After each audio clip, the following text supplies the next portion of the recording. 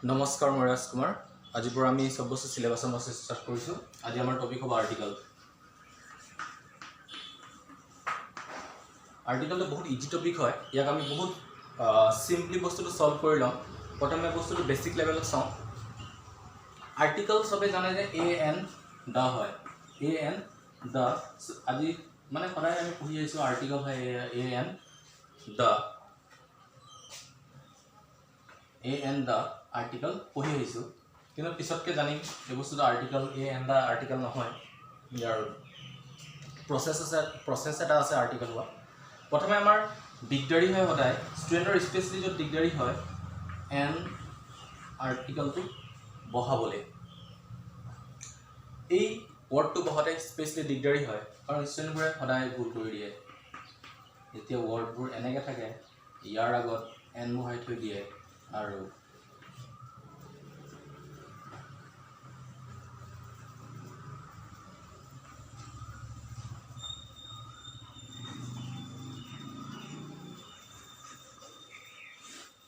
ইয়াত মানে কি হয় এই বস্তুটো ইয়াত এন নবহে ইয়াত আমব্ৰেলা আগত এন বহি যায় কিন্তু ইউনিকৰ আগত এন নবহে আৰু এন আগত স্টুডেন্টবোৰ কনফিউজ হৈ যায় আৰু সেই সময়ৰ পৰা স্টুডেন্টবোৰে বস্তুবোৰ মুখস্থ কৰা ষ্টাৰ্ট কৰি দিয়ে আমি এটা বস্তু সদায় গম পাব লাগে আৰ্টিকল এন তেতিয়াহে বহিব যেতিয়া আমাৰ যোনটো সাউন্ড হ'ব ভকেল সাউন্ড হ'ব ভকেল মানে আমি সিধা যদি এটা শব্দত মানে বস্তুটো সিম্পলি যদি ক'ব যাওঁ বস্তুটো সাউন্ড হ'ব লাগিব স্বৰবৰ্ণ মানে যেনেকৈ সাউন্ডবোৰ হ'ব লাগিব অ আ ৰসৈ এইবোৰ যিবোৰ স্বৰবৰ্ণ সাউন্ড যদি হয় নহয় আমি চকু মুন্দি পিনি এই এন বহাই দিব লাগে সেই বস্তু সেই আৰ্টিকেলটো তাত কেতিয়া হ'ব যেনেকৈ ইয়াত আৰু যেনেকৈ ইয়াত ইউনিক যেতিয়া শব্দটো অসমীয়াত যদি লিখোঁ আমাৰ শব্দটো প্ৰথমে ওলায় অন্তস্থ য় আৰু অন্তস্থ য় স্বৰবৰ্ণ নহয় সেইকাৰণে ইয়াত আৰ্টিকল এন কেতিয়াও নবহিব কিন্তু যেতিয়া আমব্ৰেলা বুলি কওঁ আমি আমাৰ ইয়াত সাউন্ডটো আহিছে আ সেইকাৰণে ইয়াত আৰ্টিকল এন বহিব সেইকাৰণে আমাৰ ইয়াত আৰ্টিকল এন বহিব আৰু এবাৰ কৈছোঁ যদি আমাৰ সাউন্ডটো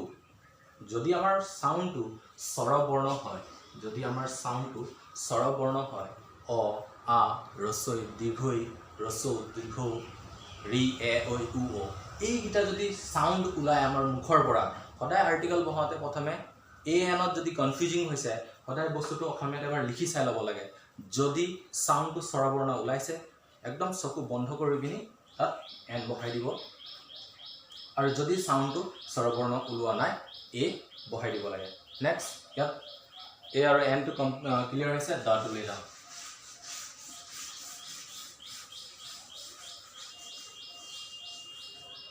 দ সদায় স্পেচিয়েল কেটেগৰীত বহে দ ৱৰ্ডটো যোনটো সদায় স্পেচিয়েল কেটেগৰী যেনেকৈ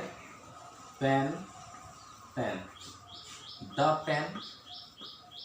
এই পেনো হ'ব পাৰে যেনেকৈ মই যদি কলম এটা ইনে সিম্পলি দোকানৰ পৰা কিনি আনিছোঁ এটা ৰেণ্ডমলি মই দোকানৰ পৰা কিনি আনিছোঁ তেতিয়াহ'লে এই তাৰ সেইটো কলমৰ আগত এই বহি যাব সাপোজ মই কলম এটা যদি কৰোঁ সাপোজ মই লণ্ডনৰ পৰা কিনি আনিলোঁ দিল্লীত গৈ পিনি কিনি আনিছোঁ মই মানুহটো অসমৰ হয় কিন্তু দিল্লীত গৈ পিনি কিনি আনিছোঁ মুম্বাইৰ পৰা কিনি আনিছোঁ তেতিয়া সেনেকুৱা জেগাত সেইটো স্পেচিয়েল এটা বুজাই দিলে বস্তুটো কি স্পেচিয়েল কেটেগৰী এটা মোক যদি কোনোবা পেনটো গিফ্ট দিলে তেনে মোক পাপাই পেনটো গিফ্ট দিছে মোৰ ফাদাৰে গিফ্ট দিছে সিষ্টাৰে গিফ্ট দিছে মাদাৰে যদি গিফ্ট দিছে সেনেকুৱা সময়ত এই পেনটোৰ আগত দা বহিব নহ'লে এই ৱৰ্ডে ৰিপ্লেচ কৰি দিব এই এ আৰু এন যোনটো আৰ্টিকল হয় ইয়াক সদায় দা আৰ্টিকেলে ৰিপ্লেচ কৰি দিয়ে যদি বস্তুটো স্পেচিয়েল কেটেগৰী থাকিব স্পেচিয়েল যদি কেটেগৰী হয় সদায় দা আৰ্টিকেলে ৰিপ্লেচ কৰি দিয়ে ঠিক আছে এতিয়া বস্তুটো আগবঢ়াওঁ অলপ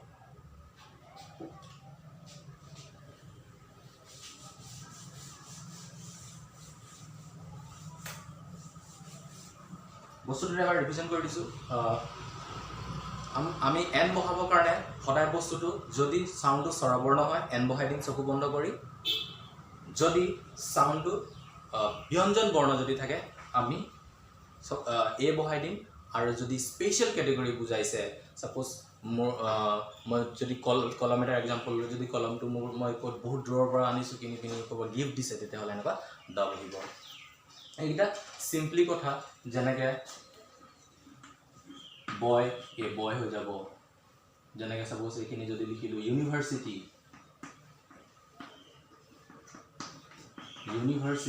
তেতিয়াহ'লে ইয়াত কি হ'ব ইউ ইয়াত এন কেতিয়াও নহ'ব ইয়াত এ হ'ব সেম বয় জেগাত দা বয়ো হ'ব পাৰে দা ইউনিভাৰ্চিটিও হ'ব পাৰে যদি বস্তুটো স্পেচিয়েল কেটেগৰি বুজাই দিয়ে এটা বস্তুটো অলপ হাই লেভেললৈ যাওঁ আৰ্টিকল মানে কি মই এক্সাম্পল এটা লিখিছোঁ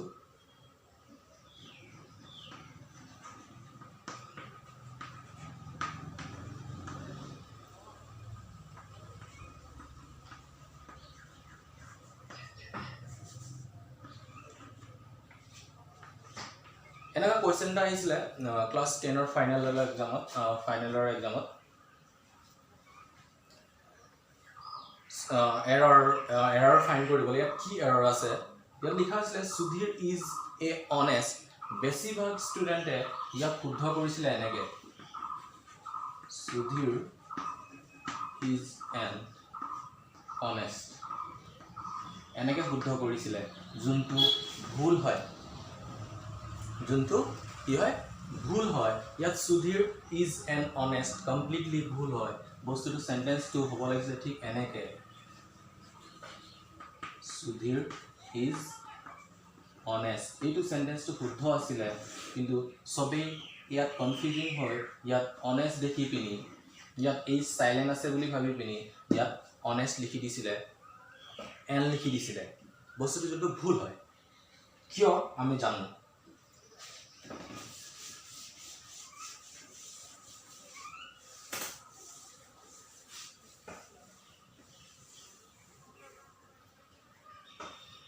আমি প্ৰথমে গম পাব লাগিব আৰ্টিকল মানে কি আৰ্টিকল মানে এ এন দা কেতিয়াও নহয় আমি তাক আৰ্টিকল এ এন দা বুলি ক'ব নোৱাৰোঁ যেতিয়া আমি আৰ্টিকল বুলি কওঁ সদায় এটা কথা গম পাব লাগে যে আৰ্টিকল সদায় নাউনক ফ'ল' কৰে আৰু আৰ্টিকল যেতিয়া আমি কওঁ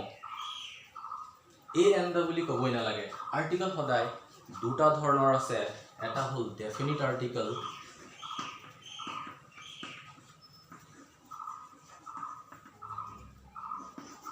আৰু এটা হ'ল indefinite article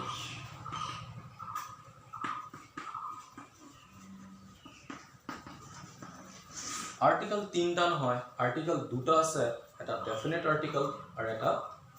indefinite article definite article বুলি যেতিয়া কওঁ আমাৰ দা আহে আৰু ইনডেফিনিট আৰ্টিকল বুলি যেতিয়া কওঁ এ আৰু এন আহে এই বস্তুটো গম পাব লাগে কিয় আমি এ এন দাক ডাইৰেক্ট আৰ্টিকল বুলি ক'ব নোৱাৰোঁ সাপোজ এটা মই এক্সাম্পল ক'লোঁ যে under the article of 315 that person was hanged মই সাপোজ আৰু চিম্পলি ক'লোঁ যে এইটো ৰুমত বহুতকেইটা আৰ্টিকল পৰি আছে মই ক'লোঁ যে প্ৰধান আচাৰ্যক এটা আৰ্টিকল লিখা সেনেকুৱা ক্ষেত্ৰত আমি সেই মানুহজনক এনেকুৱা এ এন দা বুলি কেতিয়াও লিখি পঠিয়াব নোৱাৰোঁ প্ৰধানক যদি আমি সাপোজ প্ৰিন্সিপালক যদি আমাক এটা আৰ্টিকল লিখিবলৈ ক'লে আমি যদি এ এন দা যদি লিখি দিওঁ বহুত ডাঙৰ প্ৰব্লেম হৈ যাব মানুহ এজনক যদি কোনোবা জাজে হেং কৰিছে কিবা এটা 312 আৰ্টিকলৰ আণ্ডাৰত তেতিয়া সেই মানুহজনক এ এন দা বুলি হেং কৰা নাই বস্তুটো কি এইকেইটা আৰ্টিকল হ'ব এইকেইটা জাষ্ট এটা ৱাৰ্ড হয় ই আৰ্টিকল কেতিয়াহে বনিব ইয়াক যেতিয়া আমি কেটেগৰাইজ কৰি দিম ডেফিনিট আৰু ইনডেফিনিট সাপোজ যদি আমাক প্ৰিন্সিপালক এটা আৰ্টিকল লিখিবলৈ কয় আমি সেই সময়ত টু দি প্ৰিন্সিপাল বুলি টু দি প্ৰিন্সিপাল লিখি পিনি এ এন দা লিখি আমি নপঠিয়াওঁ এনেকুৱা ভুল হৈ যাব আৰ্টিকল সদায় এটা বস্তু মনত থ'ব লাগে তিনিটা নহয় দুটা ডেফিনিট আৰু ইনডেফিনিট যেতিয়া আমি ডেফিনিট আৰ্টিকল বুলি ক'ম সদায় স্পেচিয়েল কেটেগৰি বুজাব আৰু ইনডেফিনিট যেতিয়া বুলি ক'ম এ আৰু এন বুজাব এই তেতিয়াহে বহিব যেতিয়া বস্তুটো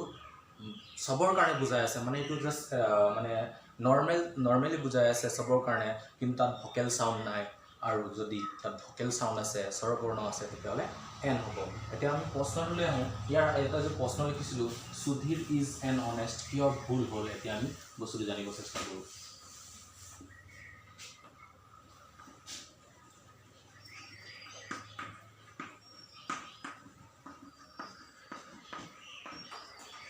Sudhir is an honest যেতিয়া লিখিছোঁ এই সেন্টেন্সটো ভুল হয় আৰু মই শুদ্ধ কৰিলোঁ বস্তুটো এনেকৈ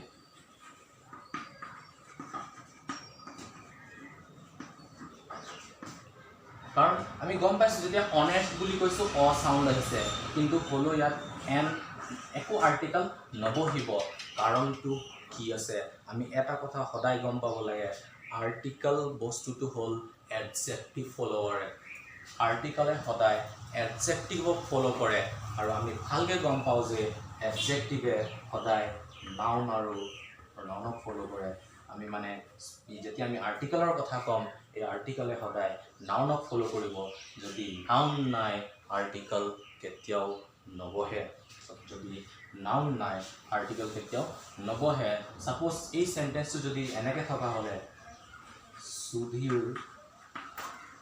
ইজ an honest boy তেতিয়াহ'লে ইয়াত এনটো শুদ্ধ হৈ গ'লে হয় কিন্তু ইয়াত আমি দেখিছোঁ যে ইয়াত একো নাউন নাই সেইকাৰণে ইয়াত আৰ্টিকল নবহিব আমি এটা কথা সদায় গম পাব লাগে যেতিয়া আৰ্টিকল সদায় নাউনৰ কাৰণে বহে আৰু সাউন্ড লয় নিয়াৰেষ্ট ৱৰ্ডৰ আৰ্টিকল সদায় নাউনৰ কাৰণে বহে আৰু সাউন্ড লয় নিয়াৰেষ্ট ৱৰ্ডৰ আমি ডিফাৰেণ্ট এক্সাম্পল ল'ম বস্তুটো আৰু ক্লিয়াৰ হ'ব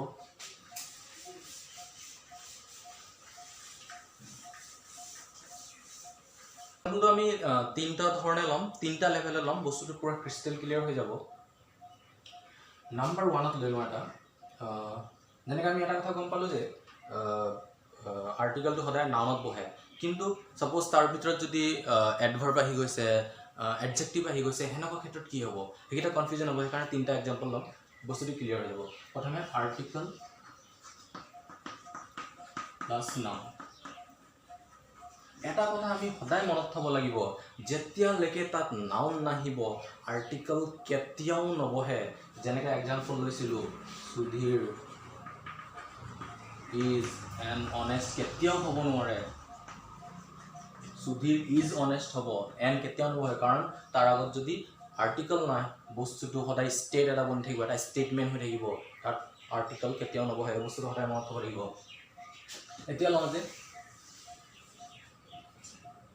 আৰ্টিকল প্লাছ নাউন লওঁ ক্লিয়াৰ হ'ব লিখিলোঁ মই ৰাম ইটছ মেংগো যদি এনেকৈ যদি সেন্টেন্স এটা লিখিছোঁ এইটো ভুল হয় কাৰণ আমি ইয়াত দেখি আছোঁ মেংগো এটা নাউন হয় সেইকাৰণে আমাৰ হ'ব ৰাম ইটছ এ মেংগো আমাৰ হ'ব ৰাম ইটছ এ মেংগো এইটো আমাৰ শুদ্ধ হ'ব যদি আমি সাপোজ এনেকৈ লিখি দিছোঁ ৰাম ইটছ মেংগো তেতিয়াহ'লে ভুল হ'ব সদায় হ'ব ৰাম ইটছ এ মেংগো কাৰণ আমি ইয়াত মেংগো এটা নাউন দেখি আছোঁ সেইকাৰণে কি হ'ব এ মেংগো হ'ব 2 number line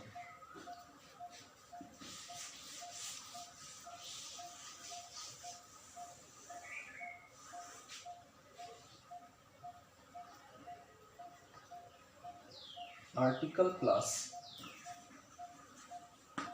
adjective plus noun এটা সেন্টেন্স লিখিছোঁ ক্লিয়াৰ হ'ব Ram is an honest boy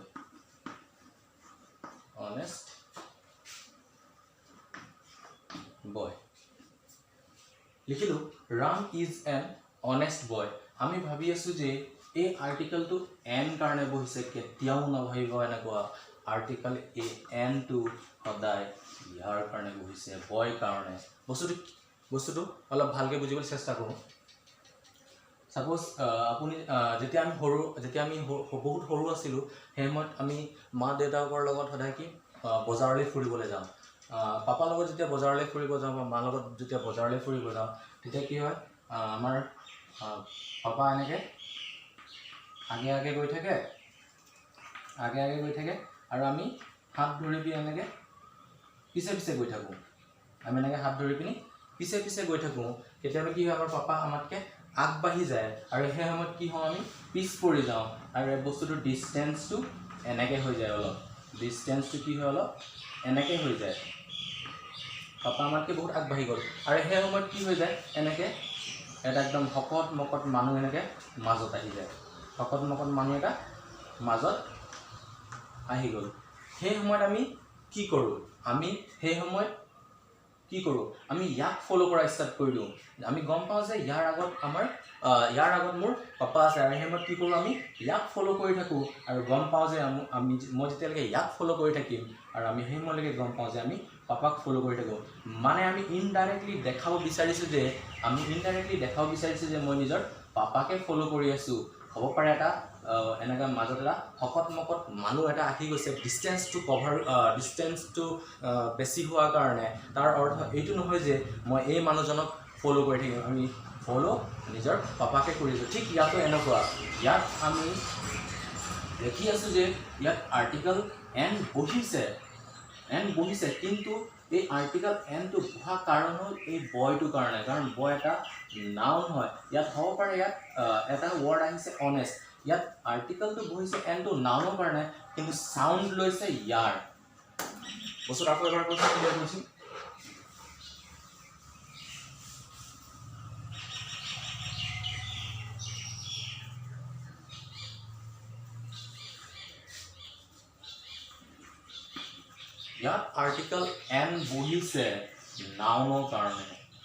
ইয়াত আৰ্টিকল এন বহিছে নাউনৰ কাৰণে কিন্তু চাউণ্ড লৈছে ইয়াৰ অনেষ্টৰ কাৰণ আমি গম পাওঁ যে সদায় গম পাব লাগে আৰ্টিকল উইদাউট নাউন কেতিয়াও আহিব নোৱাৰে আৰু এটা লাষ্ট এক্সাম্পল লওঁ ক্লিয়াৰ হ'ব article plus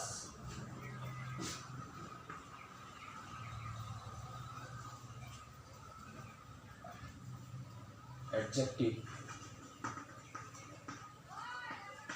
plus adverb plus noun ইয়াতকৈ আগত যেনেকৈ আমি পাপাৰ এক্সাম্পল লৈছিলোঁ যে বজাৰলৈ গৈ আছোঁ ছাপ'জ তাত এটা মানুহৰ জেগাত দুটা মানুহ আহিব পাৰে একো ডাঙৰ কথা নাই কিন্তু আমি সেই দুজন মানুহকে ফ'ল' কৰিম সেই সময়ত আমি তাৰ ওচৰৰ মানুহটোক ফ'ল' কৰিম কিন্তু আমি ইনডাইৰেক্টলি যেনেকৈ পাপাকো ফ'ল' কৰিম ইয়াতো এনেকৈ হ'ব পাৰে ছাপ'জ মাজত এডজেক্টিভো আহি গ'ল এডভাৰ্বো আহি গ'ল সেনেকুৱা কণ্ডিশ্যনত কি হ'ব এনেকুৱা এটা এক্সাম্পল লওঁ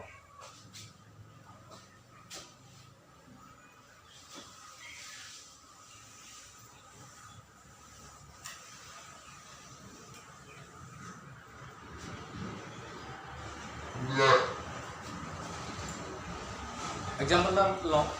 যেনেকৈ লিখিলোঁ Ram is a very good boy. আমি ভালকৈ গম পাওঁ very to adjective হয় আৰু good to adjective হয় আৰু very to adverb হয় ইয়াত আমি adjective আৰু adverb দুটাই দেখি আছোঁ ইয়াত মাজত এডভাৰ্বো আহিছে এডজেক্টিভো আহিছে এনেকুৱা কণ্ডিশ্যনত আমি কেতিয়াও ভাবিব নালাগে যে ইয়াত এইটো এই ভেৰিটোৰ কাৰণে আহিছে বা এই গুডটোৰ কাৰণে আহিছে এনেকৈ কেতিয়াও নহয় এই যোনটো ইয়াত ৰাম ইজ যে আহিছে is a very good boy এইটো এই বয়টো ৱৰ্ডৰ কাৰণে আহিছে এই আহিছে এই বয় ৱৰ্ডৰ কাৰণে কাৰণ বয় ইয়াত নাউন হয় আমি ভালকৈ গম পাওঁ যে এই বয় বুলি লিখোঁ আমি ইয়াত এই ৱৰ্ডটো যোনটো আহিছে এই বয়টোৰ কাৰণে আহিছে কিন্তু চাউণ্ড লৈছে ভেৰিৰ আৰু এবাৰ কৈছোঁ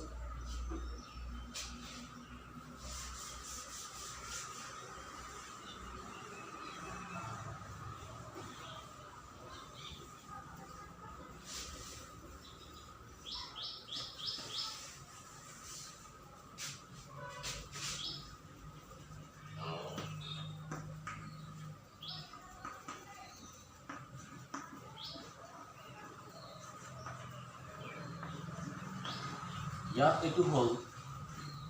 এডভাৰ্ব, এইটো হ'ল এডজেক্টিভ। ইয়াত যদি এ আহিছে, ইয়ে যোনটো ৱৰ্ড আহিছে এই বয় কাৰণে আহিছে, এই ভেৰি আৰু গুডৰ কাৰণে অহা নাই, ভেৰিৰ কাৰণে অহা নাই। এই যোনটো ৱৰ্ড আহিছে বয় কাৰণে আহিছে আৰু চাউণ্ড লৈছে ভেৰিৰ। এই ৱৰ্ড আহিছে বয় কাৰণে আৰু চাউণ্ড আহিছে ভেৰি। এই বস্তুটো সদায় মনত থ'ব লাগে যে আমি আৰ্টিকল সদায় নাউনক ফ'ল' কৰিব, উইদাউট নাউন আৰ্টিকল কেতিয়াও নাহে। এইটো আছিলে আৰ্টিকল। বস্তুটো ৰিভিজন কৰি দিছোঁ এবাৰ। যদি আমাৰ চাউণ্ড ভোকেল হয়, যদি স্বৰবৰ্ণ হয়, যদি চাউণ্ডটো যদি কমপ্লিটলি স্বৰবৰ্ণ যদি দেখাই আছে, তেতিয়াহ'লে আমাৰ তাত একদম চকু বন্ধ কৰি পিনি আমি এন বহাই দিব লাগে। নহ'লে যদি দিগদাৰী হৈছে যে স্বৰবৰ্ণ মাতটো ওলাইছে নে নাই ওলোৱা, সেনেকৈ দিগদাৰী হৈছে, আমি লিখি চাই ল'ব লাগে অসমীয়াত। তাৰপিছত লিখি চাই ল'ব লাগে অসমীয়াত। যদি অসমীয়াত আমি লিখোঁতে যদি স্বৰবৰ্ণ ওলাইছে মাতটো, তেতিয়াহ'লে আমি তাত এন বহাই দিব লাগে। যদি নৰ্মেল মাত ওলাইছে তেতিয়াহ'লে এ বহাই দিব লাগে। আৰু যদি কিবা এটা স্পেচিয়েল কেটেগৰী বুজাইছে তেতিয়াহ'লে দ্য বহাই দিব লাগে। আৰু এটা কথা সদায় মনত থ'ব লাগে যে আৰ্টিকল পঢ়া আগত আমি চাব লাগে যে তাত নাউন আছে নে নাই। যদি নাউন নাই তেতিয়াহ'লে বস্তুটো ভুল হ'ব। সেইকাৰণে সুধীৰ, যে প্ৰথমে এক্সাম্পল এটা লৈছিলোঁ, সুধীৰ ইজ এন অনেষ্ট, কেতিয়াও হ'ব নোৱাৰে। সুধীৰ ইজ এন অনেষ্ট কেতিয়াও হ'ব নোৱাৰে, কাৰণ তাৰ একো নাউন নাই। সেইকাৰণে সুধীৰ ইজ অনেষ্ট শুদ্ধ, সুধীৰ ইজ অনেষ্ট শুদ্ধ হ'ব। এইটো ভুল হ'ব, এইটো শুদ্ধ হ'ব। কাৰণ যেতিয়ালৈকে নাউন নাহিব আৰ্টিকল নবহিব। নাউন যদি আছে আৰ্টিকল তাৰ ওপৰত ডিপেণ্ড কৰিব, এ বহিব, এন বহিব বা দা বহিব, নহ'লে আৰ্টিকল কেতিয়াও নবহে। আৰ্টিকলত ইমানটোৱে আছে, বহুত বাকী চবেই প্ৰায় গম পায়। য'ত কনফিউজন আছিলে সেইটো ক্লিয়াৰ কৰিলোঁ। চ' ইয়াৰ নেক্সট ক্লাছটো আমি অলপ নিমনিক ষ্টাডিৰ বিষয়ে শিকিম। নিমনিক ষ্টাডিত শিকিম বহুতৰ কি হয়, বহুত ধৰণৰ কিছুমান বস্তু মুখস্থ কৰিবলৈ দিগদাৰী হয়, আৰু সেই বস্তুটো আমি অলপ ইজি কৰিব চেষ্টা কৰিম। আৰু ইয়াৰ নেক্সট ক্লাছত 9 to 99 লৈকে আমি নেওতা মুখস্থ কৰি ল'ম আৰু অলপ নিমনিক ষ্টাডি শিকিম। ঠিক আছে, নমস্কাৰ।